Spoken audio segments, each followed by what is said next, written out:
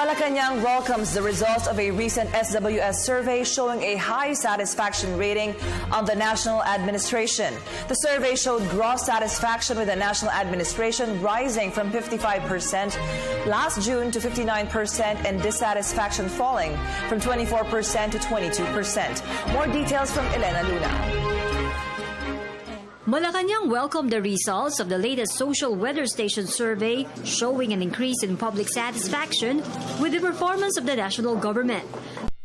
The U.S. third quarter survey showed 6 out of 10 Filipinos are satisfied with the Aquino administration. From 55% in June, satisfaction with the general performance of the government is now at 59%. Pinapasalamatan natin ang ating mga boss sa pagpapahayag ng kanilang patuloy na kumpiyansa at pagtitiwala kay Pangulong Aquino at sa gabinete. Sa kabuuan, lumalabas sa pagsusuri ng SWS na ang Pangulo at ang administrasyon ang nakapagtamo ng pinakamataas na net satisfaction rating, no, on average kung iahambing dun sa mga nakaraang administrasyon. At para dito ay taos-puso kami nagpapasalamat. The SWS survey showed a net satisfaction rating of positive 37. The third quarter rating is 6 points of positive 31.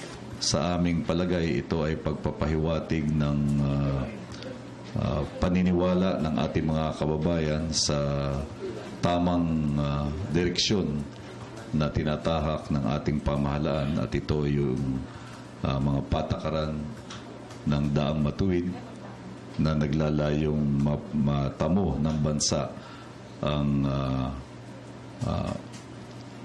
yung pag-unlad ng ating ekonomiya na magiging inclusive, no, at makatwiran, at yung mapanatili o maipagpatuloy ang mataas na antas ng pag-unlad para makasama ang ating bansa sa mga tinatawag na high-income countries. Presidential spokesperson Edwin Lasherda adds, this SWS survey follows a succession of positive news about the Aquino government.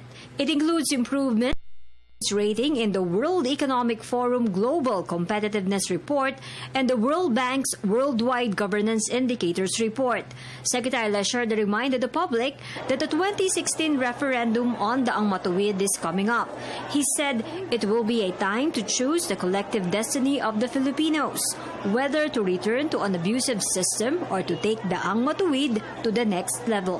For the People's Television, Elena Luna.